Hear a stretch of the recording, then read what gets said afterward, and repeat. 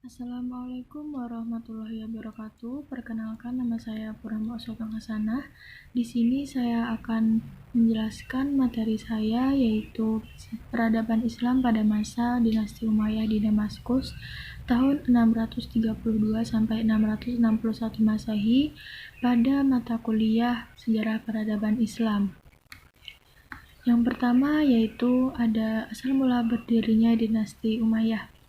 Proses terbentuknya kekhalifahan Bani Umayyah itu dimulai sejak Khalifah Utsman bin Affan tewas terbunuh oleh tikaman pedang.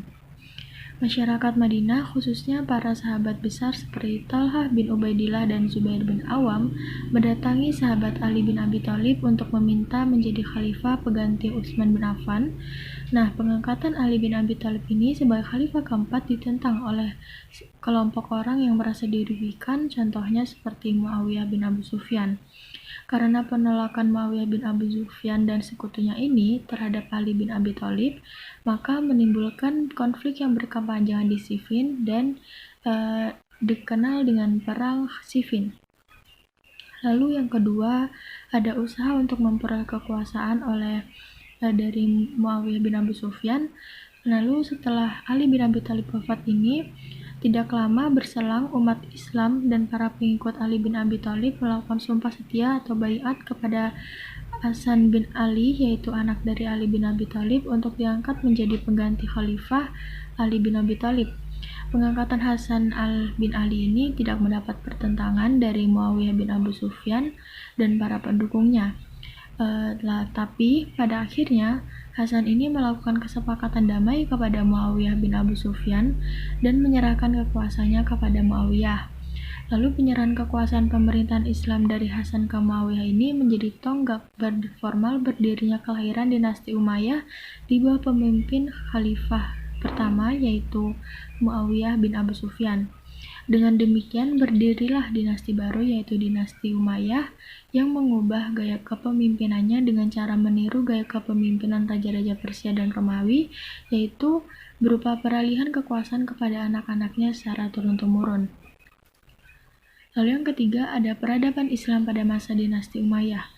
Terbentuknya dinasti Umayyah merupakan gambaran awal bahwa umat Islam ketika itu telah kembali mendapatkan identitasnya sebagai negara yang berdaulat. Juga merupakan fase ketiga kekuasaan Islam yang berlangsung selama kurang lebih 1 abad. Pemindahan ibu kota dari Madinah ke Damaskus melambangkan zaman Imperium baru dengan menggesernya untuk selama-lamanya dari pusat Arabia, yakni Madinah yang merupakan pusat agama dan politik, kepada sebuah kota kosmopolitan. Dari kota inilah Daulah Umayyah melanjutkan ekspansi kekuasaan Islam dan mengembangkan pemerintahan sentral yang kuat, yaitu sebuah imperium Arab. Lalu yang keempat, ada kemajuan peradaban Islam pada masa Bani Umayyah.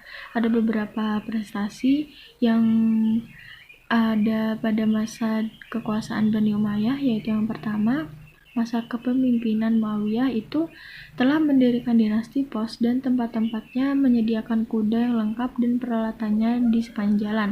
Yang kedua, menertibkan angkatan bersenjata.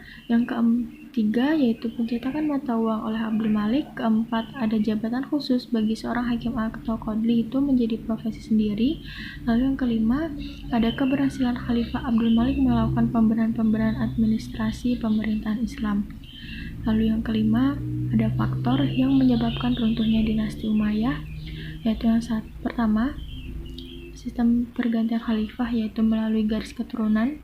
Yang kedua, latar belakang terbentuknya dinasti Umayyah tidak bisa dipisahkan dari konflik-konflik politik yang terjadi di masa Ali. Lalu yang ketiga, pertentangan etnis antara suku Arabia Utara, yaitu Bani Qais, dan Arabia Selatan, yaitu Bani Kalb, yang sudah ada sejak zaman sebelum Islam makin meruncing. Lalu yang keempat, lemahnya pemerintahan Daulah Bani Umayyah ini juga disebabkan oleh sikap hidup mewah. Lalu yang kelima, ada penyebab langsung tergulingnya kekuasaan dinasti Bani Umayyah ini adalah munculnya kekuasaan baru yang dipelopori oleh keturunan Al-Abbas bin Abd al-Muttalib. Mungkin itu saja penjelasan dari saya. Jika ada kesalahan saat saya penyampaian, mohon dimaafkan. Terima kasih. Assalamualaikum warahmatullahi wabarakatuh.